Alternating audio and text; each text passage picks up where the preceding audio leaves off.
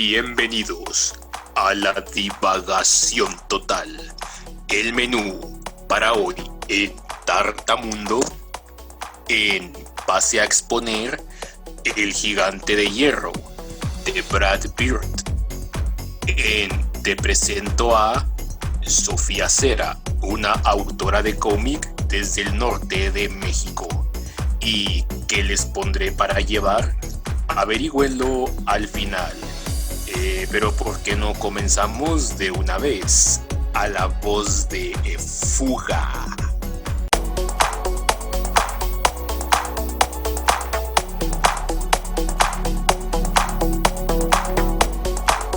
Bueno, hoy vamos a hablar un poco acerca de la película animada de 1999, El Gigante de Hierro.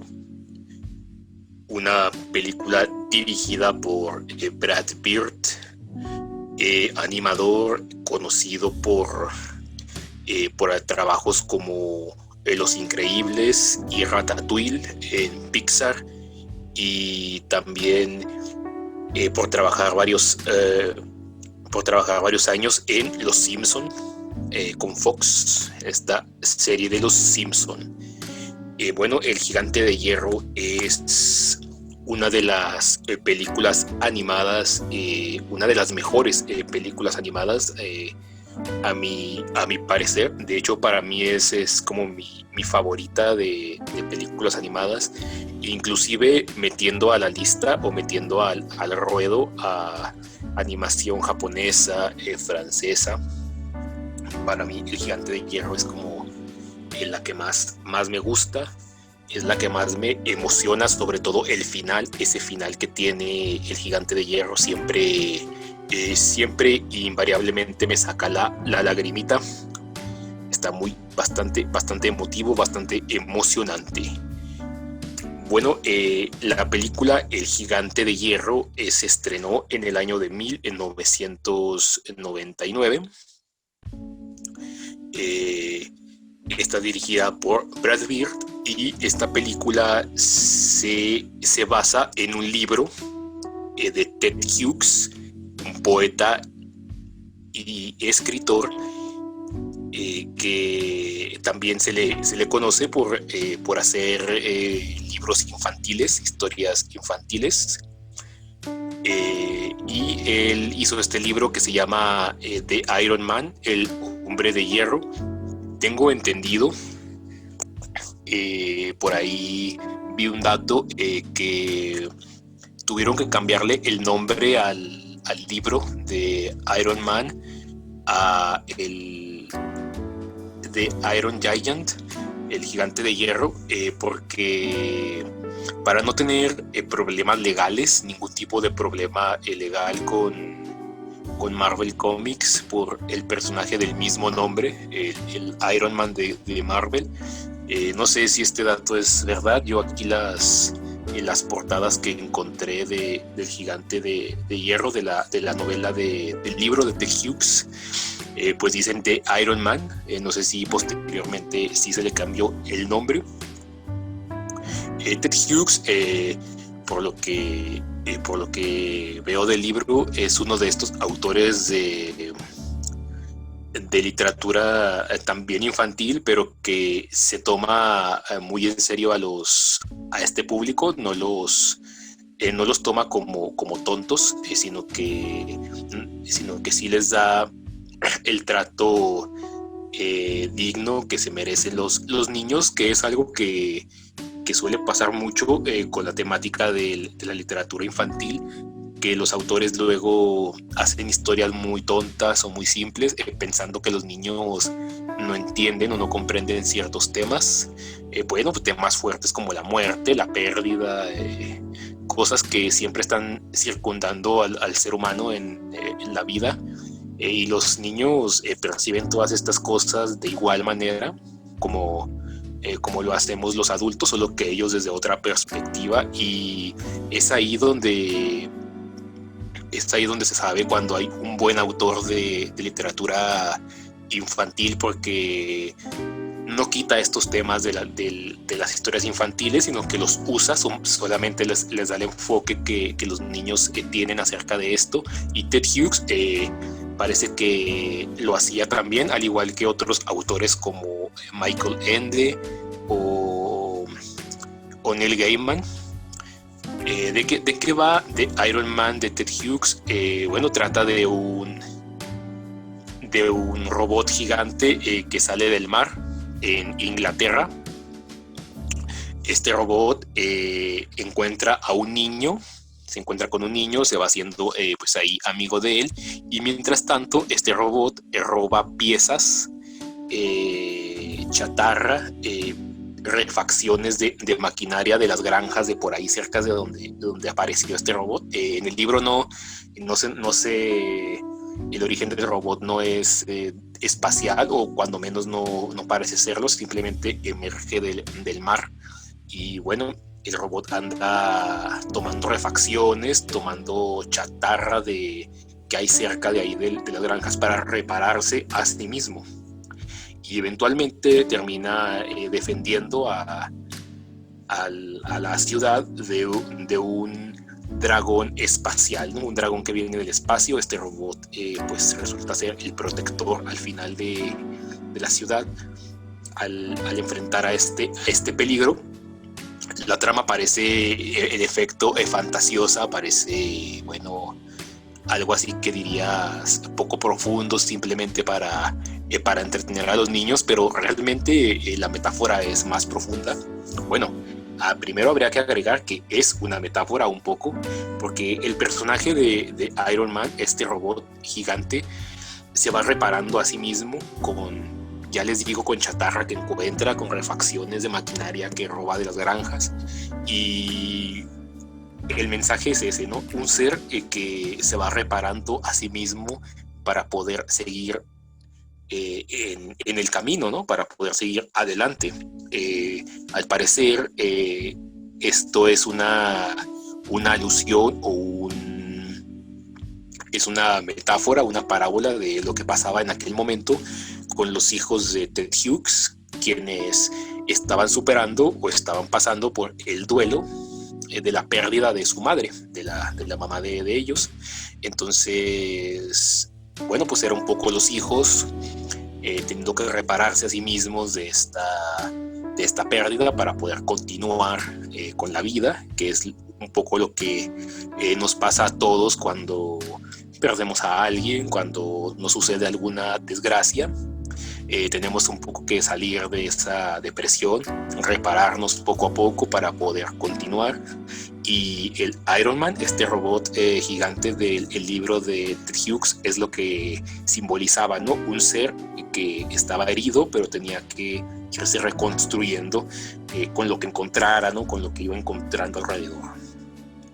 Este libro de Ted Hughes se publicó en el año 1968 y en un principio esta obra se pensó en que fuera llevada, en que se adaptase como un musical. Esta idea la traía uno de los músicos de la banda de Who,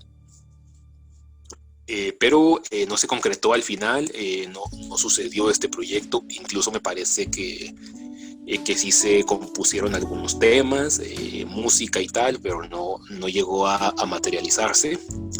Fue tiempo después que el proyecto de la adaptación de Iron Man llegó a Brad Bird, llegó a manos del director Brad Bird, quien ya traía experiencia como animador, porque ya venía de trabajar de hacer algunos cortos, y cortos animados, pero ya había trabajado también en la serie de Los Simpson. Había trabajado en Los Simpson, había trabajado también en esta serie de El Crítico, también esta especie como de caricatura también de corte adulto que incluso hace un crossover por ahí con Los Simpson en algún momento. En 2 ocasiones por ahí vemos al protagonista de esta serie aparecer en Los Simpson. Bueno, pues Brad Bird ya tenía esta experiencia y se le da el proyecto.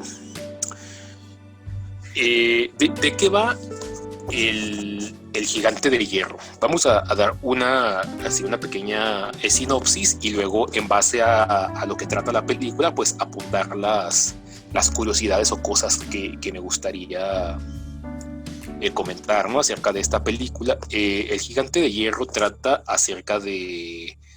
se desarrolla en un pueblito de Maine, en Estados Unidos. Ahorita habrá que apuntar algo acerca de esto, de Maine. Y en este pueblito vive un chico que se llama Hogarth Hughes. Él vive con su madre, su mamá se llama Annie Hughes. Es mamá soltera, viven nada más ellos dos en casa. Y cierto día en este pueblo, o cerca de este pueblo, en la costa y en el mar, cae un robot gigante del cielo, ¿no? De hecho, la película comienza en el espacio. Lo primero que vemos es un satélite, y vemos inmediatamente después caer en forma de meteorito un objeto que cae en el mar, y ya nos damos cuenta de que es un gigantesco humanoide metálico, ¿no?, que llega a la Tierra.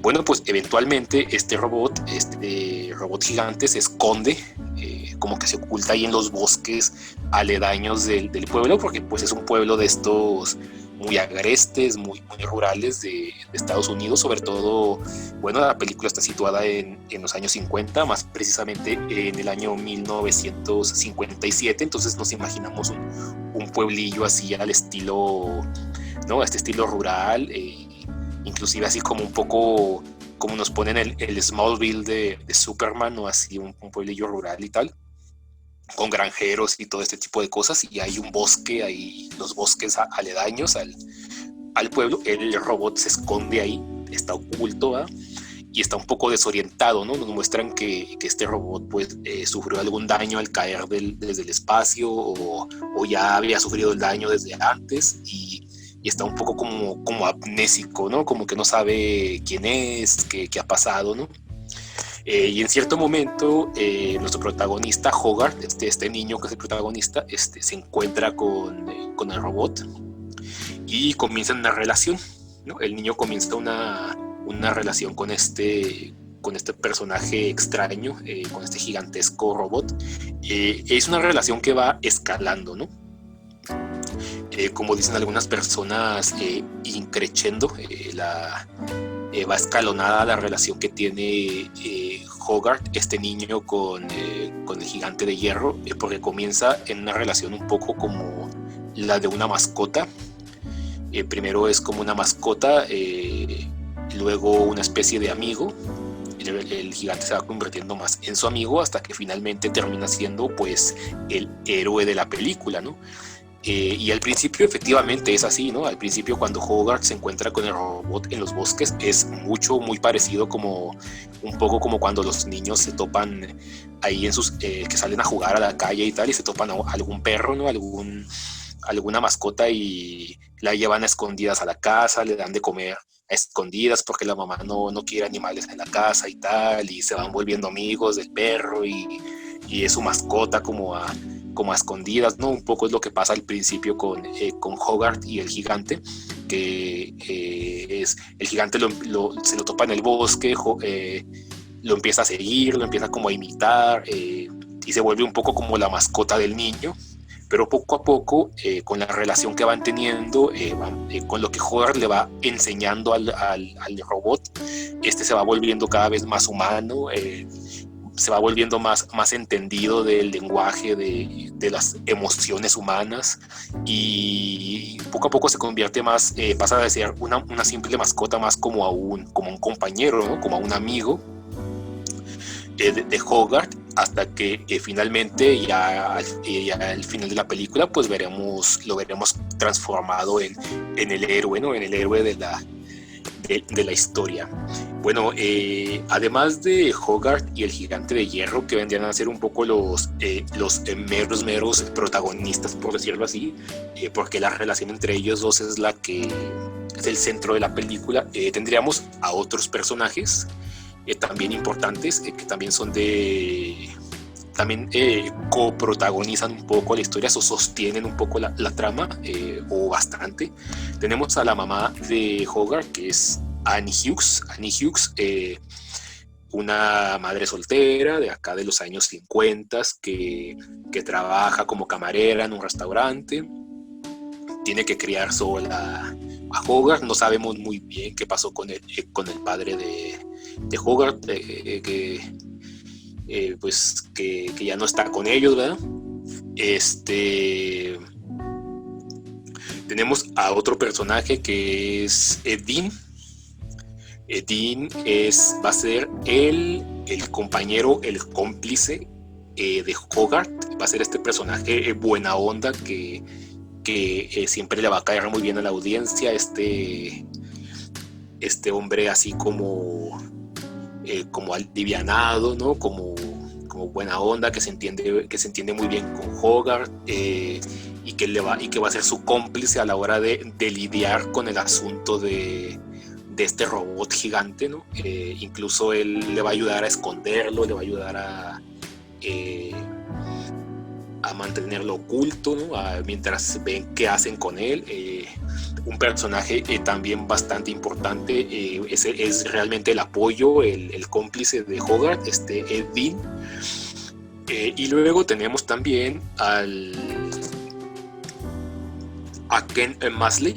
Kent Masley vendría a ser el antagonista, el que hará las veces de villano en esta historia. Al aparecer el gigante en el pueblo, en este pueblito de Maine, empiezan a ocurrir sucesos extraños, debido precisamente a la presencia de este robot, ya que se nos plantea que el robot se alimenta de metal, ¿no? Es una especie de organismo, pese a su apariencia metálica o mecánica, se nos plantea que es una especie de organismo viviente y se tiene que alimentar. Entonces se alimenta de metal, así que anda por ahí, por el pueblo, mordiendo todo tipo de cosas. Vemos automóviles, tractores y cosas así mordisqueadas por este gigante. La planta de energía eléctrica de ahí del pueblo también toda desbaratada por el gigante, hasta que después ya le encuentran una manera de alimentarlo. Pero mientras tanto estos destrozos que va causando el gigante llaman la atención de varios habitantes del pueblo, quienes hacen una llamada al gobierno ahí de los Estados Unidos, y estos en respuesta mandan a un investigador para que se ponga a averiguar qué es lo que realmente está ocurriendo. Este investigador es Kent Masley, quien será el antagonista. Cabe mencionar que este personaje, pues bueno, es bastante desagradable, bastante desesperante, pero a la vez no deja de ser simpático. Es un villano que se disfruta mucho de ver en pantalla, los gestos, lo que hace, ¿no? Ponen muchos aprietos a Hogarth. La manera en que Hogarth se lo saca de encima también es muy gracioso y tal. Pero también es un villano creíble, ¿no? No es un villano ñaca ñaca que hago el mal nada más porque soy malo o malote, sino que sí vemos que tiene una cierta mentalidad, una cierta forma de ver las cosas que te justifica el por qué actúa de esa manera. Bueno, este investigador llega al pueblo, a este pueblito, a investigar lo que está ocurriendo con el robot, pero un poco escéptico, ¿no? Un poco como broma, como que él es este personaje que el gobierno manda cuando la gente se queja de cosas medio extrañas, así como sobrenaturales o apariciones extrañas, ¿no? El gobierno manda a este investigador a averiguar qué pasa, pero un poco nada más como para darle un placebo a la gente, ¿no? Como que ahí el gobierno estadounidense dice estas cosas, bueno, son charlatanerías, son mentiras, son falsas alarmas, pero tenemos que darle a la gente una respuesta, ¿no? Que sientan que sí estamos con ellos. Entonces esa respuesta pues es Kent Masley, y él un poco va también con esa actitud, ¿no? Él va con esa actitud de, esto seguramente son tonterías de los pueblerinos, haré mi reporte y me iré a casa, ¿no? Rápidamente, pero también muy rápidamente se da cuenta que no, se da cuenta que efectivamente sí está pasando algo, ya que el propio carro de él, su propio automóvil, resulta mordido por el gigante. Entonces él empieza a darse cuenta que algo extraño sí está pasando ahí. Se instala en el pueblo para seguir investigando, y es cuando le empezará a causar problemas a Hogarth, ¿no? Porque Hogarth es el que está ocultando a este robot gigante. Bueno, yo creo que como sinopsis ya esto está más que suficiente para no hacer spoilers, para no espolvorearles la película. La película va de esto, de un robot gigantesco que llega al pueblo, a un pequeño pueblito rural, un niño que se topa con él, la relación que se va gestando y evolucionando entre el niño y el robot, y los problemas que le va a causar este investigador que quiere sacar a la luz todo lo que está pasando, ¿no? Él quiere descubrir al robot y quiere ver qué está ocurriendo, ¿no? Entonces le va no con muy buenas intenciones, así que le va a causar problemas a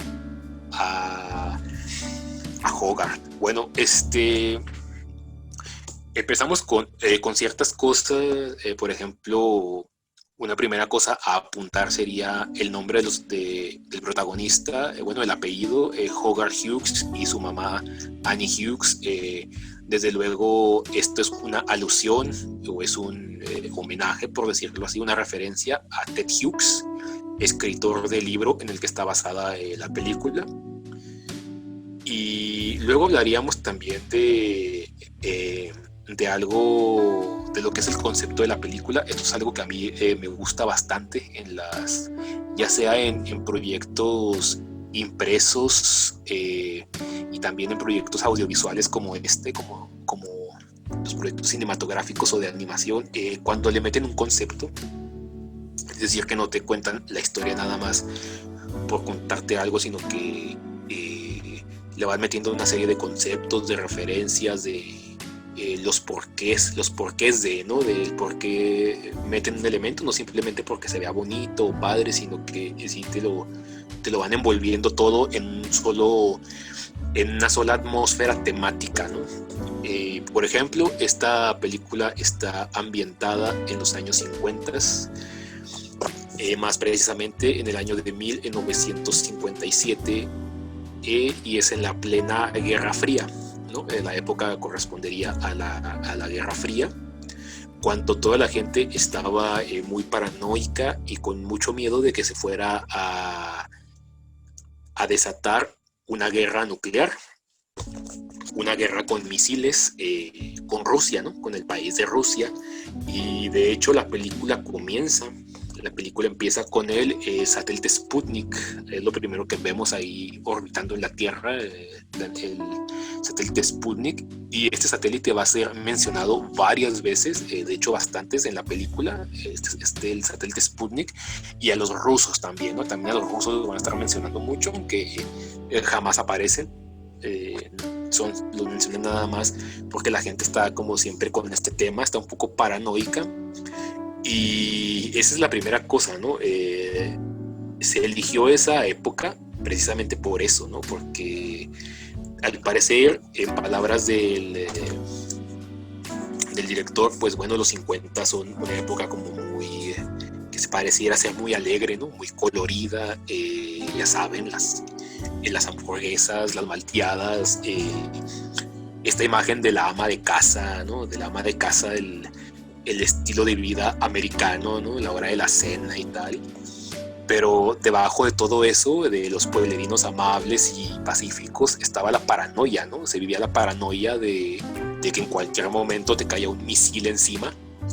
De hecho, en la película hay una escena, una secuencia con Hogarth, donde Hogarth está en la escuela y les están poniendo una película, un video en la escuela de qué hacer en caso de un ataque nuclear, de un ataque con misiles, ¿qué tendrían que hacer los niños si el ataque los agarrara en plena hora de clases, ¿no? O ahí en la casa también, meterse debajo de las mesas y tal, ahí uno de estos videos al estilo qué hacer si hay un terremoto, pero qué hacer si hay una guerra nuclear. Y tengo entendido que estos videos son reales, sí existieron, sí hubo durante la época esta de la Guerra Fría videos que le decían a los niños qué hacer en caso de una situación así. No sé si los videos originales, los reales, eran así como el que se nos muestra en la película, o el que se nos muestra en la película está un poco caricaturizado y exagerado, probablemente sí, para darle un poco de humor a la secuencia. Pero ahí está, ¿no? Se nos muestra la paranoia ahí. Bueno, ahí se nos muestra un poco la época, la paranoia también. Eso nos muestra también en el momento en el que todos los personajes están mucho hablando de los rusos, mucho hablando del satélite Sputnik. Y se nos muestra también en un diálogo que tiene el antagonista, el villano de la película, Kent Masley, que este diálogo define muy bien las razones, el porqué del actuar de este personaje, porque este personaje es así, porque hace lo que hace, y nos justifica un poco su manera de actuar y también la paranoia que se vivía y la temática de la película, ¿no? En este diálogo que dice este personaje, él está tratando de encontrar al gigante, él ya está seguro de que existe, de que hay algo raro, de que este monstruo metálico existe, está en el pueblo escondido y él lo va a encontrar para destruirlo.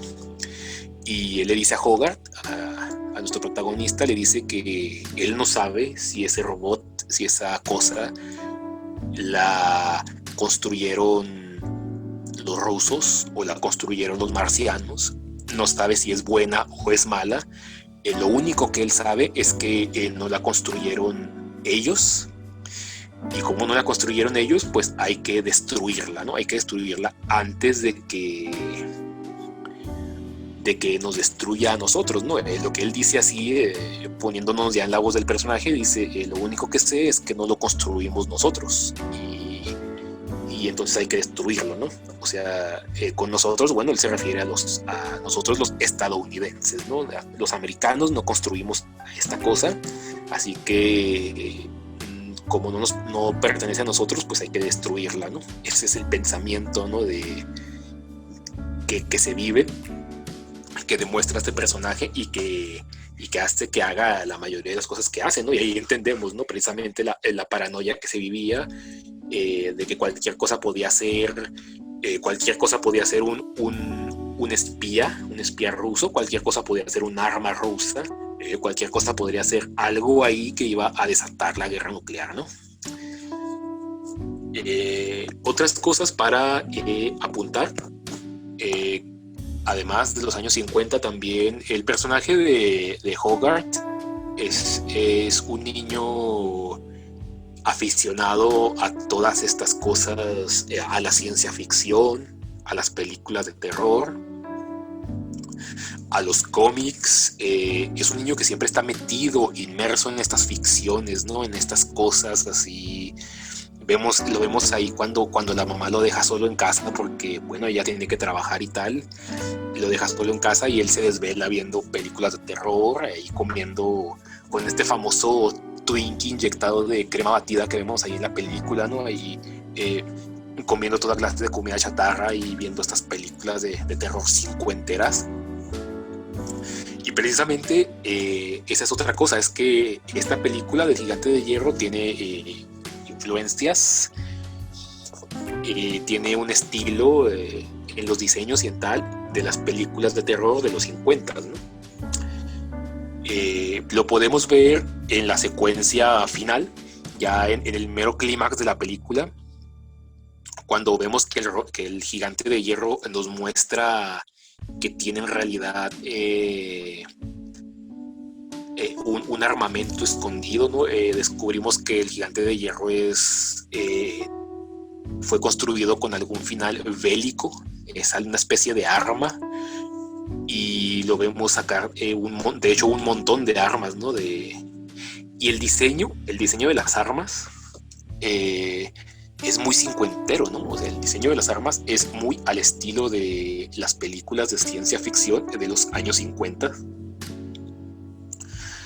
Entonces, ahí va el concepto, ¿no? La ambientación es por algo, por la temática de la paranoia, por la temática de las películas de terror de esos años. El personaje de Hogarth es aficionado a todo esto, el gigante tiene estos diseños también parecidos. ¿Qué otra cosa hay con los conceptos que nos manejan? Bueno, una cosa que a mí me recordó mucho, esto no lo vi por ahí en donde me anduve documentando y tal, sacando datos extras y lo que sea. Esto no lo encontré, pero a mí se me vino mucho a la mente. No sé si habrá habido alguna especie de inspiración o simplemente es un lugar común en los estadounidenses. Bueno, para empezar, la locación de la historia, esta se desarrolla en un pueblito de Maine. Y cosa rara, este pueblito de Maine es súper utilizado para este tipo de historias, ¿no? Entonces inmediatamente me viene a la mente el escritor Stephen King, ¿no? Este escritor de suspenso, misterio y terror tan famoso, que muchísimas de sus historias están situadas en pueblitos de Maine, ¿no? En Maine. Es como si este lugar estuviera ideal para contar estas historias que además tienen un poco los mismos elementos, ¿no? Es un pueblito rural, así medio granjero, donde tenemos a un niño o a una pandilla de niños que andan por ahí viviendo la aventura ahí en los parajes del pueblo y descubren algo extraño, ¿no? Una especie de entidad o algún elemento sobrenatural o de ciencia ficción, ¿no? Es como muy común, ¿no? Esta estructura, este tipo de historias, y el Gigante de Hierro lo tiene, ¿no? De hecho, el pueblo donde ocurre es un pueblo de Maine, y Hogarth es de nueva cuenta un niño muy parecido a algún niño que podríamos encontrar en los Losers, por ejemplo, de Stephen King, o en alguno de los integrantes de la pandilla esta de Stand By Me también, o incluso un poco como los niños estos de Stranger Things, ¿no? Hogarth tiene un poco ese perfil. Y cerrando estas referencias que yo encontré, o bueno, eso que a mí me parecieron encontrar a Stephen King. Bueno, Stephen King era un niño muy parecido a Hogarth, ¿no? No físicamente, pero me refiero a que Stephen King era este niño que vivía en un pueblillo, que se criaba solo porque su mamá tenía que trabajar, porque el papá de Stephen King, bueno, los que conocen un poco de la biografía del autor saben que el papá de Stephen King se fue a comprar cigarros, literalmente el papá de Stephen King un día dijo voy a comprar cigarros y jamás volvió. Entonces Stephen King y su hermano se quedaron solos con su mamá. Su mamá tenía que trabajar, así que se quedaban mucho tiempo solos en casa, ambos hermanos, y ellos mataban el tiempo viendo películas de terror y leyendo cómics, ¿no? Estos cómics de antes que te narraban historias de terror, como estos de Cuentos de la Cripta, ¿no? Famosos cómics de Cuentos de la Cripta que son de antaño y ya clásicos, y Stephen King leía estos cómics, veía muchas películas de terror, y eso se parece mucho, ¿no? A lo que vemos en El Gigante de Hierro. Hogarth es tal cual, ¿no? Un niño así al estilo Stephen King, aficionado a todo esto. La mamá también soltera, que tiene que criarlo solo, lo tiene que dejar solo en la casa, y realmente lo único que faltaba ahí era que Hogarth tuviera un hermano, ¿no? Un hermano que estuviera con él. Pero bueno, ahí encontré yo esto sí fue un poco de mi cosecha, de mi especulación, que encontré estas similitudes del personaje de Hogarth con el rollo de Stephen King, pero también con muchos otro tipo de personajes norteamericanos, ya les digo, Stranger Things y este tipo de cosas. ¿Qué otra cosa podríamos apuntar acerca del concepto? Bueno, habría que decir también El Gigante de Hierro es una película de culto. Actualmente se le considera una película de culto. Lo que tienen las películas de culto en común es que la mayoría fueron fracasos en taquilla, ¿no? Fueron películas que fracasaron en su momento, cuando debieron salir en los cines, no cumplieron la expectativa, fracasaron, pero con el tiempo terminaron siendo reivindicadas por un público que las fue redescubriendo, y eso es lo que le pasó a Gigante de Hierro, ¿no? Gigante de Hierro, en su estreno en 1999, pues terminó siendo un fracaso para Warner Brothers. No cumplió la taquilla, le fue muy mal, pero con el paso del tiempo la película fue redescubierta por un público, ¿no? Por un público que se fue formando a través de los años, que iban viendo la película ya a lo mejor en formato casero, cuando aparecía por ahí en televisión. Entonces la película fue formando su fanaticada, su fandom, y se volvió de culto, ¿no? Se volvió de culto. Es una de estas películas que siempre tiene fan arts, que siempre tiene ediciones especiales, que sigue reviviendo, ¿no? Que sigue estando ahí. Un poco como por ahí hay una película que se llama El Gran Lebowski, de una comedia de los hermanos Coen, que también es de culto y tiene hasta su festival, ¿no? Tiene su festival por ahí que se hace cada año. Bueno, pues El Gigante de Hierro, no sé si tenga su festival, pero tiene sus fans así también vigentes año tras año. El Gigante de Hierro tuvo un presupuesto bajo, más bajo de lo usual para una película animada de este tipo. Tengo entendido que antes del Gigante de Hierro hubo una película llamada La Espada Mágica, que no le fue muy bien, no tuvo buenos resultados, así que por lo mismo no se le dio el presupuesto adecuado al Gigante de Hierro, como que ya venían un poco asustados del fracaso de La Espada Mágica, y al Gigante de Hierro no le dieron un gran presupuesto, le dieron un presupuesto menor al adecuado. De hecho, hay varias escenas, una de ellas me parece que es la de Almero al principio, cuando nos encontramos ahí llegando a la Tierra. Parece que esa escena incluso parecía que iba a ser imposible de hacer con el presupuesto que se tenía, pero no sé, ahí por cosas de animación y cosas así, pero al parecer Brad Bird se las ingenió y sacó a flote ahí la escena, y efectivamente sí se pudo. Se pusieron las pilas el equipo ahí de animación de Brad Bird, que por cierto, la mayoría de los que trabajaron en el Gigante de Hierro, o bastantes, creo que sí era la mayoría, venían de trabajar en La Espada Mágica, ¿no? La Espada Mágica se pasaron acá al Gigante de Hierro. Otra cosa también, además del bajo presupuesto que tuvo, bueno, hay que apuntar que el Gigante de Hierro, cosas técnicas de la animación, innovó un poco. Sí tuvo ahí, fue una película que en su manufactura innovó en algunos temas. Por ejemplo, al parecer toda la película, bueno, es una película que se le considera 2D, una película en 2D, pero el gigante, ese personaje nada más, está completamente animado en tercera dimensión, en 3D. Entonces esta sería la primera película que contaba con un personaje así, animado en 3D, y que estaba integrado a un entorno en 2D, ¿no? Todos los fondos, los escenarios y los otros personajes, el resto de los personajes estaban en 2D.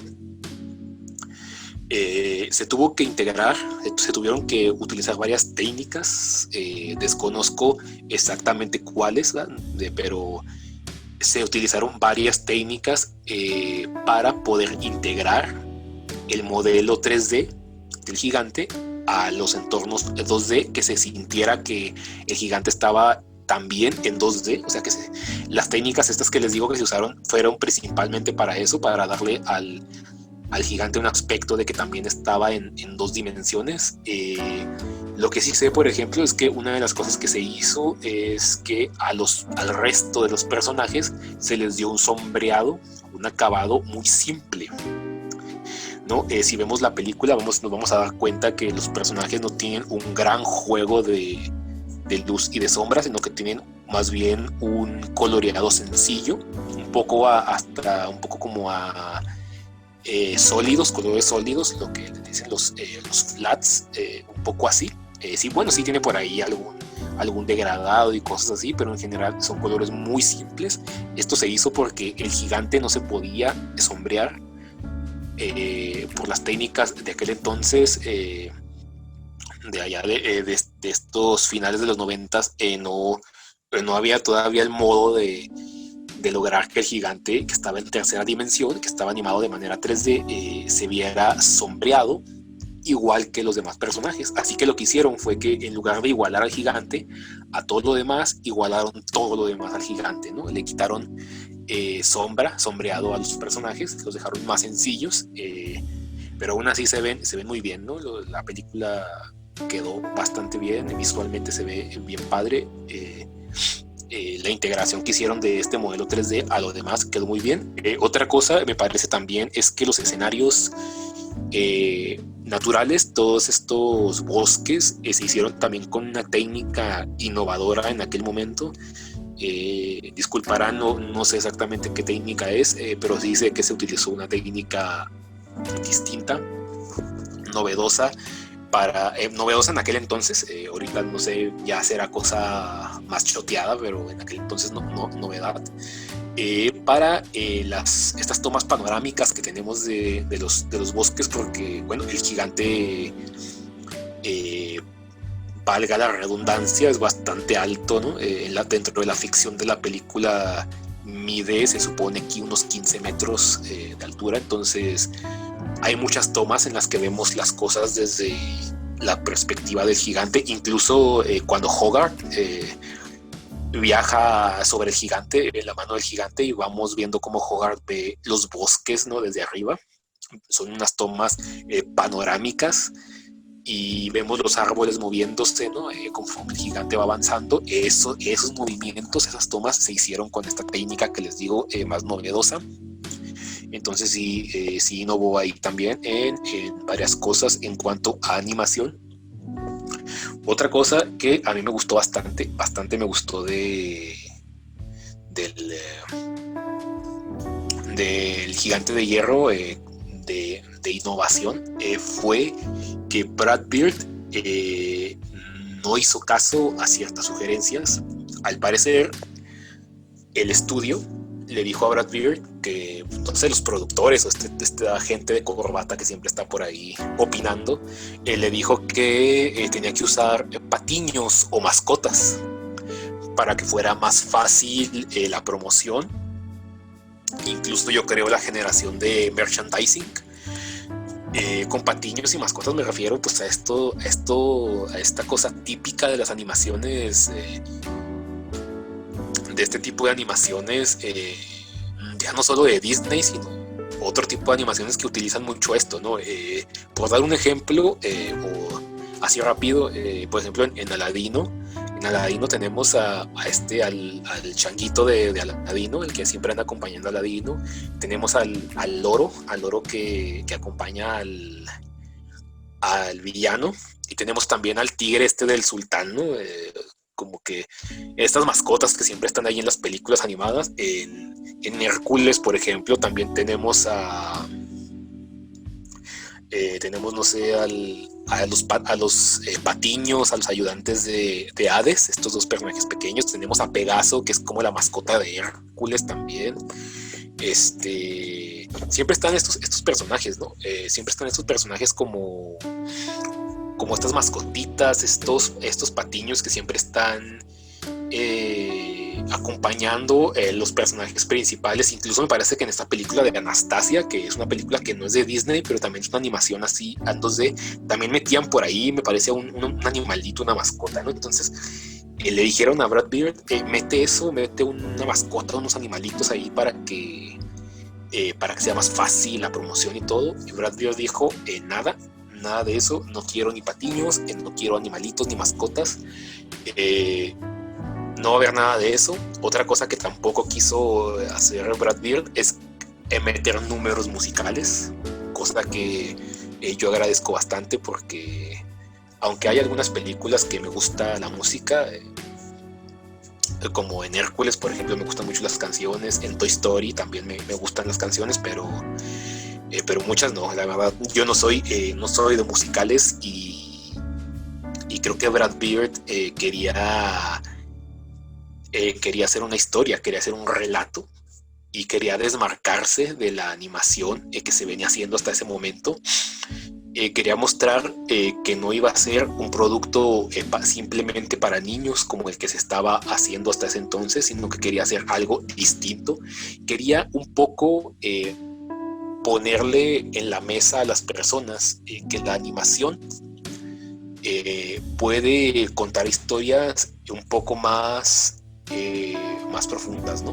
Bueno, no sé si más profundas, pero sí más serias tal vez, ¿no? Como un poco, como darle un poco más de alcance a lo que la animación puede hacer. Entonces Brad Bird dijo, ni mascotas, ni patiños, ni números musicales. Y de hecho, al parecer, Brad Bird lo que quería ante todo era hacer un relato. Y quería un relato, quería contar una historia entretenida y divertida, que fuera buena, que fuera padre de escuchar, de ver. Y primero eso, y después ya lo demás, ¿no? Después ya lo visual, después ya el tipo de animación y las temáticas visuales, las temáticas de época, todo.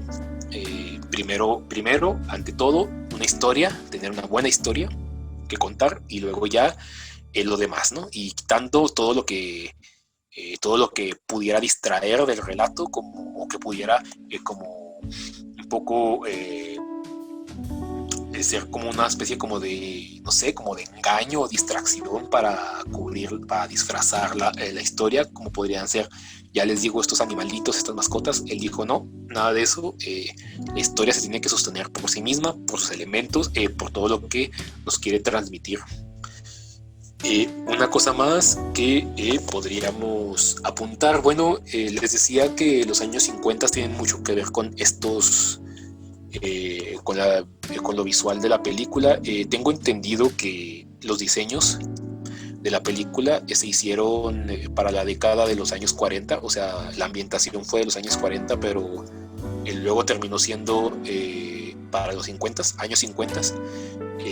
1957 es el año de la película, o sea, el año en el que se desarrolla la historia, y lo que pues vendría a ser finales, ¿no? Finales de los 50, ya casi entrando a los 60.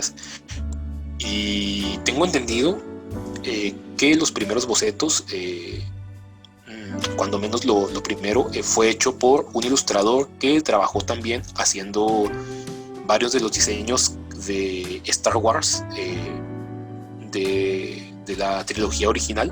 Algunas de estas naves y androides que aparecen por ahí en Star Wars. Este ilustrador, la verdad no me sé el nombre, pero él fue el que hizo los primeros bocetos del gigante. No sé si el aspecto final del gigante lo hizo él, el diseño de él, pero cuando menos sí, que los primeros bocetos fueron hechos por él, ¿no? Los primeros bocetos fueron por este ilustrador. ¿Qué otra cosa podríamos apuntar? Bueno, un dato curioso, así nada más a manera de curiosidad. Bueno, Ted Hughes, el autor del libro el que se basa la película, publicó su libro en el año 1968. No sé si se había dado el dato de cuándo salió este libro, en los 60s. Pero Ted Hughes murió en el año de 1998, es decir, que murió un año antes de que se estrenara la película. O sea, no alcanzó a ver la película terminada, no alcanzó a disfrutar de la película, por decirlo. Pero sí se sabe que Ted Hughes estaba satisfecho con el guión, porque se dice que Brad Bird, bueno, el equipo de la película, mandó el guión a Ted Hughes y le gustó mucho. Se supone que incluso felicitó a los escritores, les mencionó que estaba muy padre y tal. Entonces él estaba satisfecho con el guión, al menos eso es lo que se dice, ¿verdad? No sé quién, creo no fue solo Ted Hughes quien escribió el guión. Hay otro escritor por ahí involucrado, pero no me recuerdo el nombre.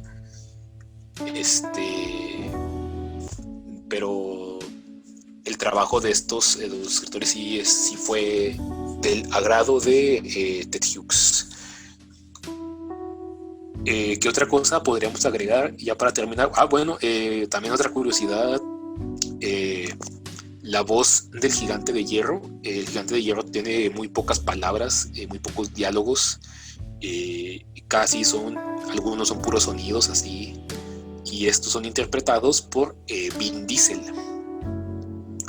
Vin Diesel tiene un récord, bueno, no un récord, sino que Vin Diesel siempre le ponen este tipo de papeles, ¿no? Ya ven que él ahora en el universo de Marvel hace la voz de Groot, y Groot pues lo único que dice es esta frase de I am Groot.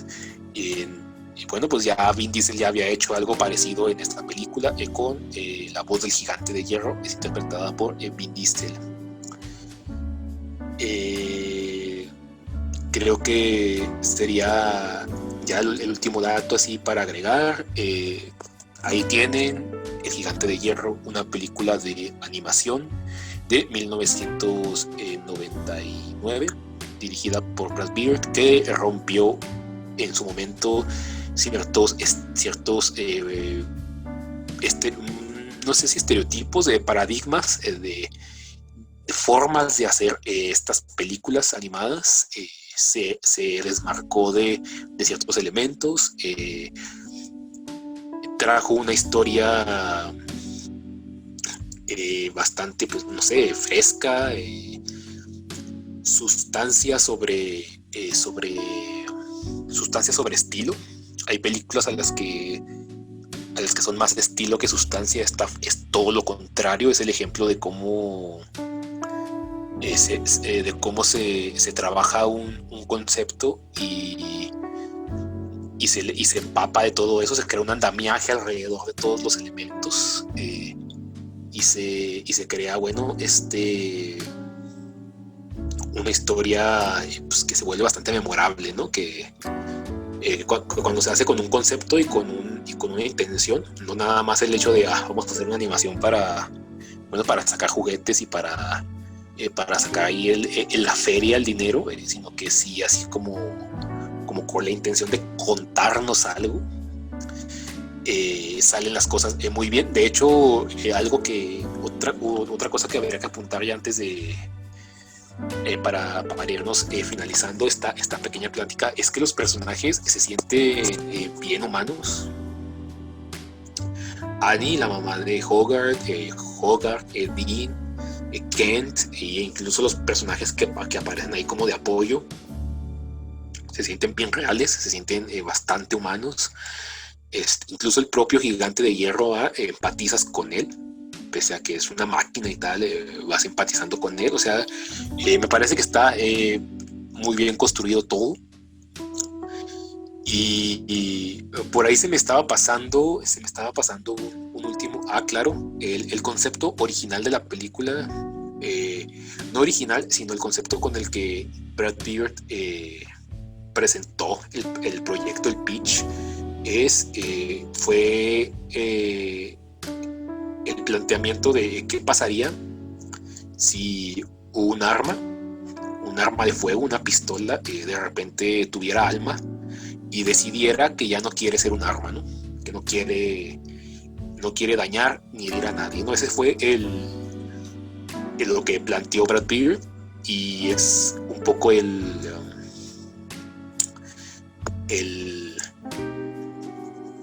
la temática que tiene el gigante, ¿no? Y bueno, pues ahí está, El Gigante de Hierro, 1999, de Brad Pitt. ¿Qué tal? ¿La han visto? ¿Les gusta? ¿Por qué consideran que es de culto? ¿Tienen alguna... ¿Tienen la película en casa? Por cierto, El Gigante de Hierro tuvo, por aniversario, como buena película de culto, tuvo un relanzamiento y una edición especial. Y la edición especial, debo decir, se pusieron guapos con la edición especial, la verdad.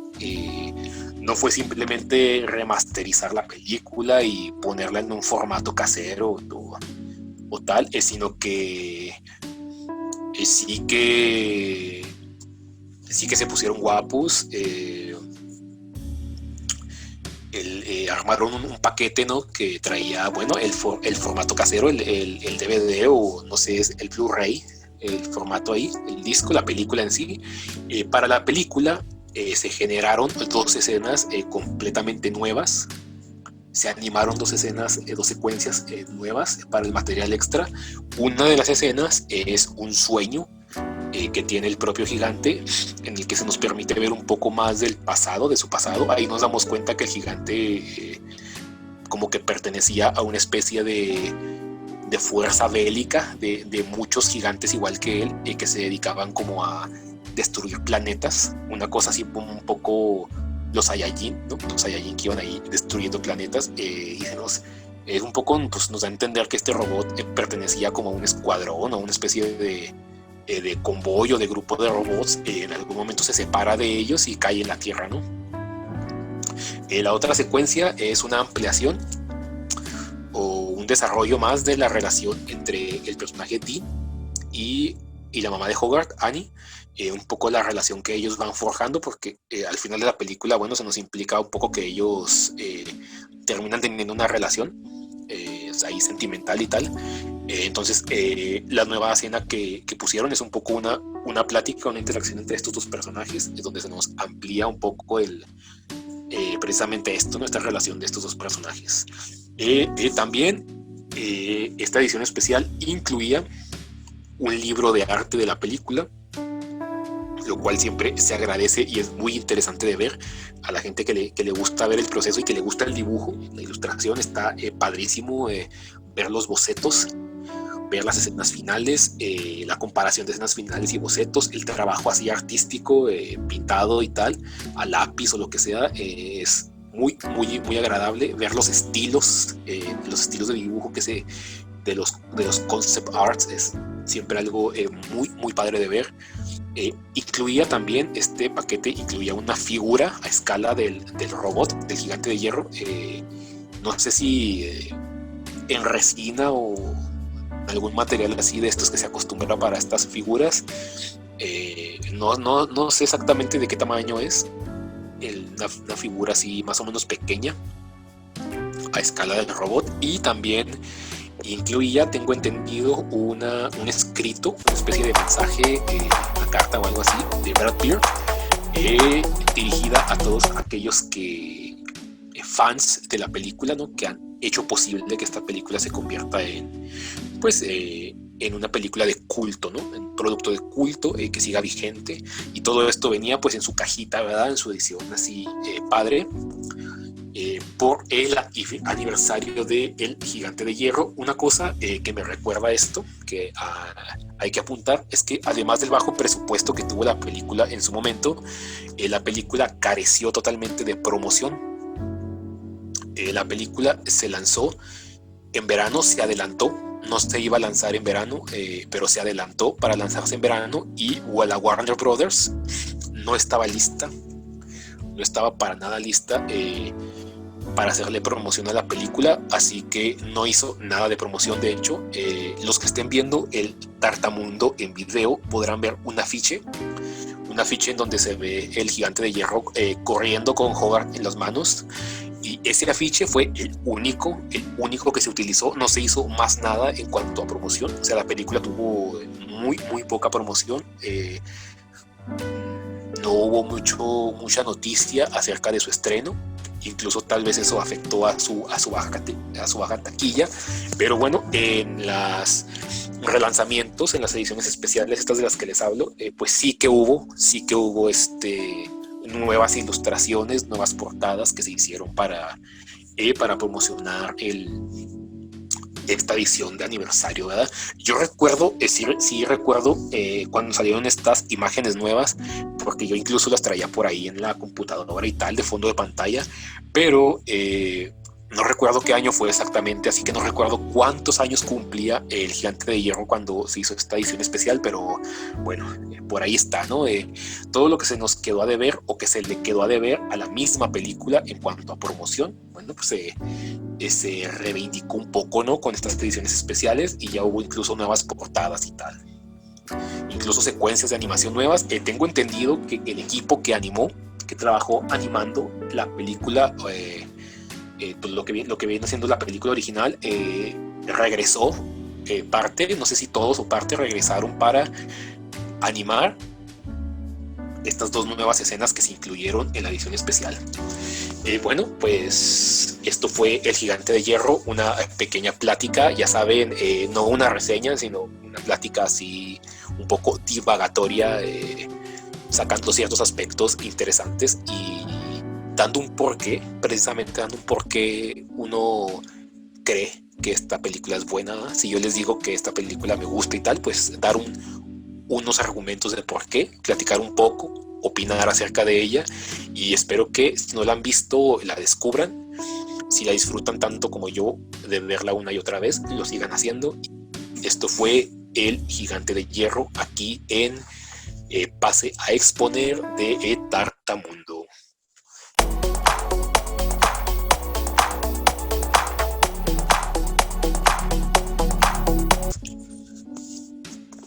Bueno, el día de hoy les presento no vamos a hablar tanto de un cómic. De hecho, bueno, no vamos a hablar de un cómic en específico, sino más bien de una autora. Ya les diré por qué hoy variamos un poco eso. Bueno, pues hay chicas en el cómic, desde luego, autoras en todo tipo de cómic de cualquier parte del mundo. Creo que hay ya chicas tomando la batuta de autoras, tomando el papel de autoras de cómic. Eso es algo que alegra mucho, que hace mucha falta, que se requiere para darle más variedad. Esto del cómic no es ningún club de hombres, ¿no? Sino que hace falta también la visión femenina para traernos historias y publicaciones pues con otra perspectiva y con otros temas. Además, cada cabeza es un mundo, y por qué perdernos el mundo que tienen algunas chicas en la cabeza, ¿no? Bueno, la autora, desde luego, que traigo ahora es chihuahuense, porque no siempre voy a estar hablando solo de autores acá mexicanos, ni de autores chihuahuenses. Lo que pasa es que iniciamos el programa con una especie con esta temática, ¿no? Como iniciamos el primer Tartamundo con Super Chafas, que es un cómic chihuahuense. Pues bueno, me he seguido por ahí trayendo otros autores chihuahuenses. Luego vino Javier Gutiérrez con Anterra Chronicles, y ahora, pues, ya que andamos en esa vena de autores de acá del norte, pues ahora traje a Sofía Cera, quien es la autora de la que voy a hablarles un poquito ahorita. así va a ser una recomendación, pero no siempre será así, seguramente también voy a traer autores pues de otros países y también autores mexicanos, pero de otros estados. Por ejemplo, ya que empezamos con el tema de las chicas, pues por ahí se me vienen a la mente, no sé, Eva Cabrera, Alejandra Gámez, Palmira Campaña, son nombres que conozco, no que las conozca tanto a ellas, sino son nombres que yo conozco de autoras mexicanas que andan ahorita activas, y en su momento pues haré también alguna reseña de trabajos de ellas, y bueno, también autoras de otros países, ¿por qué no? A quien te presento vendrá de todo. Iniciamos con lo chihuahuense, iniciamos con lo local, pero ya vendrán otros autores. Sofía Cera es una autora chihuahuense de cómics, y la traje no tanto como una de sus obras, sino más bien como proyecto autoral. Me gusta llamarlo así. Me gusta particularmente lo que hace Sofía. Me gusta verlo como un proyecto autoral, un poco la escena musical, que tiene que ver la escena musical con una autora de cómics, ¿verdad? Bueno, ya les digo por qué hago este paralelismo. En la escena musical actual, cuando menos la que yo veo ahorita acá en México, estos cantautores y bandas nuevas que van saliendo, siempre cuando empiezan a sacar sus discos, sus canciones, bajo algún nombre, ya sea el nombre de ellos mismos o un nombre artístico que se ponen, o el nombre de la banda, le suelen llamar el proyecto, ¿no? El proyecto musical.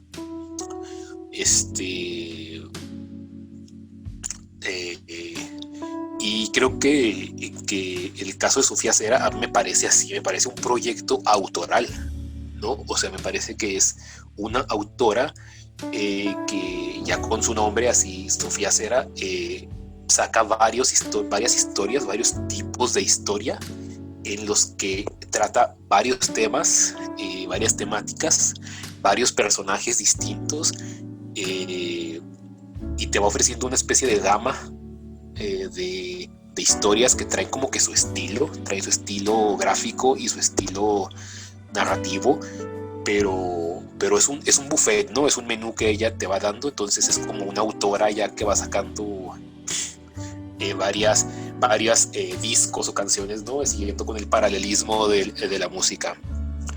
En este caso, otra razón, otro motivo por el que me interesaba explorar o recomendar, más que nada recomendar el trabajo de Sofía, no por una sola obra, sino por varias. Es por eso que más bien esto es como proyecto autoral, no tanto reseñar uno solo de sus cómics, como lo hice con George Barra, con Javier Gutiérrez, Super Chafas y Anterra respectivamente, sino que aquí no me voy a basar en un solo título, sino en todo el trabajo, porque quiero recomendar el proyecto completo. Porque, bueno, hay varias cosas que yo diría de Sofía. La primera, es una autora que está muy inspirada, yo la veo muy inspirada en todo tipo de historias que traen un concepto, una premisa curiosa y llamativa. Este rollo como del cuento del personaje que se levanta una mañana y ocurre una situación especial. Como que Sofía Cera se inspira mucho en este tipo de historias que pueden venir de los cómics, pueden venir de las películas o de la literatura, pero sí he visto que una de las grandes influencias de ella pues sería las historias orientales, el manga. Se inspira mucho del manga Pero eso es una de las cosas curiosas. El estilo de Sofía no es el típico estilo manga que suelen usar los chavillos que van comenzando en el mundo del cómic y que les gusta todo este rollo del manga. Como que no es el estilo de dibujo que se ve normalmente, es un estilo diferente. La verdad, yo no sabría decir de qué influencias Sofía sacó este estilo. Es un estilo como muy simplificado y muy limpio, que recuerda mucho o se presta mucho para diseños incluso de animación. Sofía Cera cuando dibuja algún personaje queda muy listo para animación, porque está como muy simple, muy simplificado, y muy limpio, y así el dibujo. Es una línea así simple. Como podemos ver aquí, de nuevo, los que vean el Tartamundo en video, ahí hay unos ejemplos de sus viñetas y van a ver que son así un trazo muy limpio, muy simple. Y eso está muy interesante. Siempre me ha parecido interesante esto, porque generalmente cuando vemos a chicos o a chicas muy influenciados del manga, que comienzan a dibujar muy influenciados por el manga, traen un estilo que hasta se parece, ¿no? Que hasta se parece entre todos, ¿no? Es como estos monos ojones y tal que conocemos del manga. Y Sofía no viene tanto con eso, viene con otro estilo diferente. No sé si será una corriente del manga que yo ignoro o algo así, pero me llama mucho la atención. Primeramente quiero recomendar el trabajo de ella por esto, por el estilillo gráfico que ella tiene, que es muy particular y que se presta mucho para las historias curiosas, para los relatos así medio extraños, que se van desarrollando con una premisa especial, que esa es la segunda cosa que quiero apuntar de Sofía, que quizás ella lo que sí que se nota mucho, el concepto que ella saca mucho de las narrativas orientales, más que el estilo de dibujo, es este método o este estilo que tienen los orientales de basar las historias en ciertos conceptos o temáticas.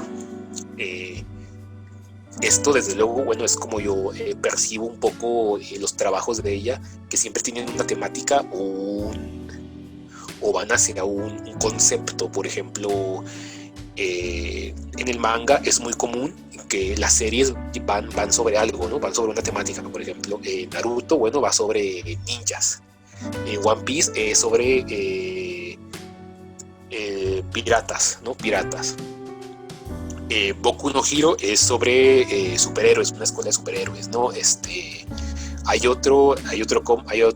Algún otro manga que trata de cocineros, ¿no? Otro trata de brujas.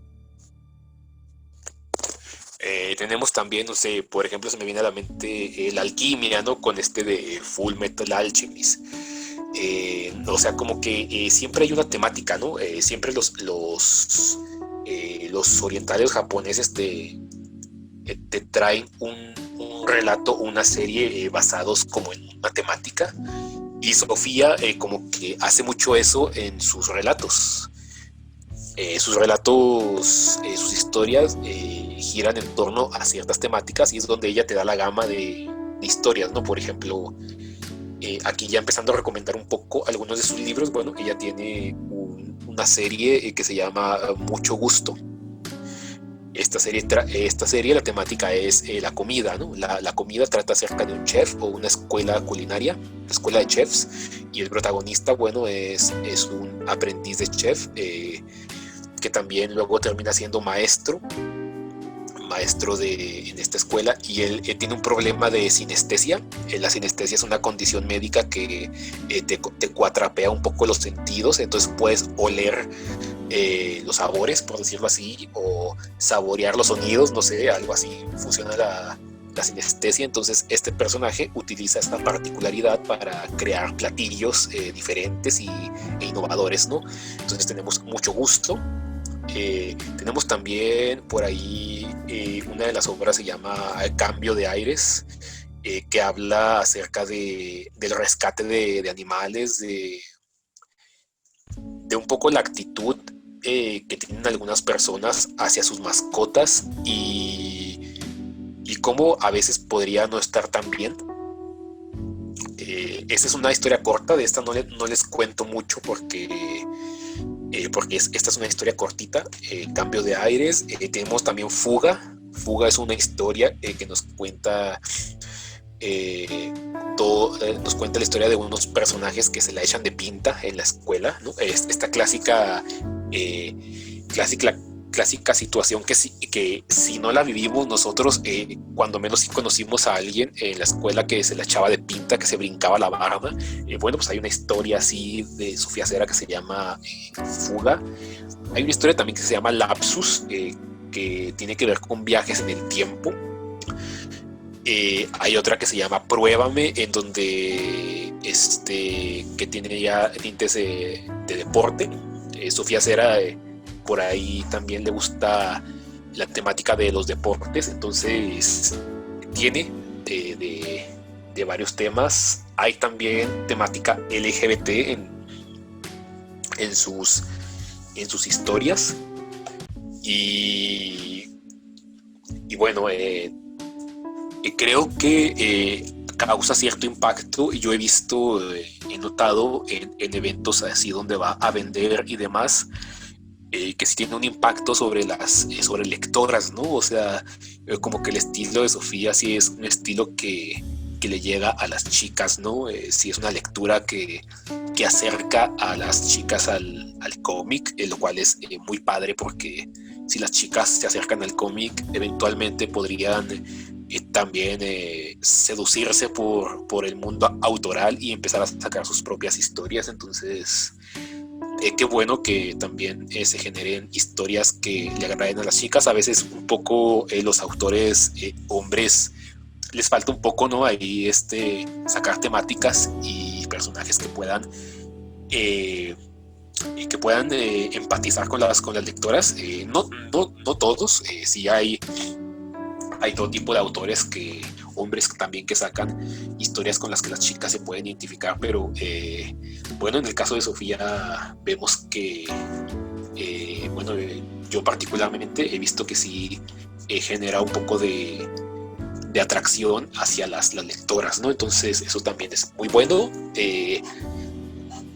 El estilo de dibujo creo que ha ido evolucionando, pero sigue con esta línea sencilla que es muy particular y que creo que podría derivar en algo bastante interesante. Entonces les recomiendo el trabajo de Sofía Cera. Es una autora de acá de la ciudad de Chihuahua, donde podrían conseguir o leer algo de ella. Si viven en la ciudad de Chihuahua, físicamente pueden conseguirlo me parece que en la librería Logos y en la librería Pimienta, acá en el centro de la ciudad. Los que sean de Chihuahua entenderán los nombres, conocerán estas librerías, y no basta con saber que se encuentran en el centro, y ya pues preguntando por ahí en el centro o buscándolas en Facebook se encontrarán. Librería Pimienta, librería Logos. Para los que vivan fuera de Chihuahua, el resto del país, y les llame la atención un poco ver el trabajo de Sofía, bueno, pueden buscarla a ella en sus redes sociales. En Facebook la encuentran como Sofía Cerart, así como su nombre, Sofía Cera con C, y agregando la R y la T, ¿no? Sofía Cerart. En Facebook también la pueden encontrar en Instagram como Sophie Chan, la encuentran ahí en Instagram. También pueden acudir a la página web monos, así como se escucha, .mx. Ahí podrán encontrar el cómic de Mucho Gusto para leer gratuitamente. Varios capítulos ya están ahí subidos. y por medio de las redes sociales se pueden comunicar directamente con ella, y si quieren algún físico, ¿no? Algún ejemplar físico, seguramente ella verá la manera de hacérselos llegar. Y bueno, pues esta fue el Te Presento A. En los próximos capítulos, no sé si ya estaré trayendo autores de otra parte que no sean de Chihuahua, o si quedará por ahí alguien todavía que me gustaría reseñar. Ya veremos. Por lo pronto, ya les digo, no apoyen al cómic mexicano, más bien apoyen al cómic bien hecho, no importa de dónde venga. Y esto fue Te Presento A en Tartamundo.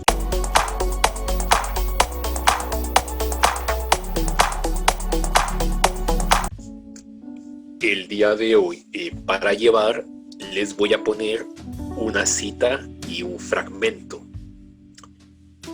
La cita es la definición de utopía, una definición de utopía del autor Quevedo. Llámola utopía, voz griega cuyo significado es no hay tal lugar, de Quevedo. Esta cita la puedes encontrar al inicio del cuento Utopía de un hombre que está cansado, de el libro de arena de Jorge Luis Borges. De este mismo cuento, Utopía de un hombre que está cansado, les comparto un pequeño fragmento, una pequeña línea que dice así: las imágenes y la letra impresa eran más reales que las cosas. Solo lo publicado era verdadero. Ser es ser retratado. Era el principio, el medio y el fin de nuestro singular concepto del mundo. Este fragmento, estas pequeñas líneas, son parte del cuento Utopía de un hombre que está cansado, que puedes encontrar en el libro de arena de Jorge Luis Borges, que, bueno, yo lo he conseguido en la edición de bolsillo, así se llama esta editorial de bolsillo, con una colección de portadas así de colores planos, muy, muy padres, que trae esta editorial de Jorge Luis Borges. Y esto se los pongo para llevar, joven. Hasta aquí llega este Tartamundo. Búscanos en redes sociales, en Instagram como Tartamundo, en Cerato Dibujante y en el canal de YouTube Ceratillo. Nos vamos, pero si tú sigues escuchando, seguramente volveremos. Tartamundo.